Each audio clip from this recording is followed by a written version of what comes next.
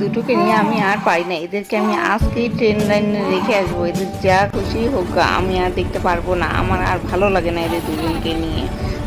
মা, মা তুমি আমাদের রেখে কোথায় চলে গেলে মা? আমরা এখানে কার কাছে থাকবো মা? দেখি তো কোথায় যেন কান্নার আওয়াজ শোনা যাচ্ছে, বাচ্চার কান্নার আওয়াজ মনে হয়।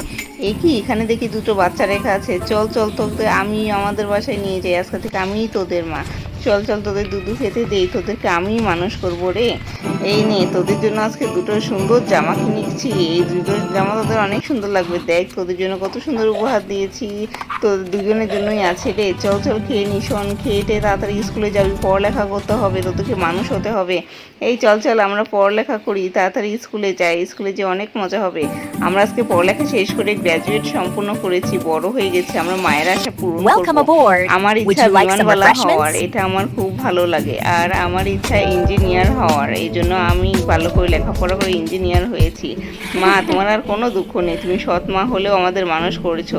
এ কি মা, তুমি মরে যেও না মা, তুমি মরে গেলে তো আমি অনেক কষ্ট পাবো মা, তুমি চলে গেলে আমাদের ছেড়ে। প্লিজ গড, তুমি আমার মাকে ভালো রেখো করে। তোমরা বন্ধুরা সাবস্ক্রাইব করে দিও, লাইক করে দিও, তোমরা সাবস্ক্রাইব করলে খুশি হবো।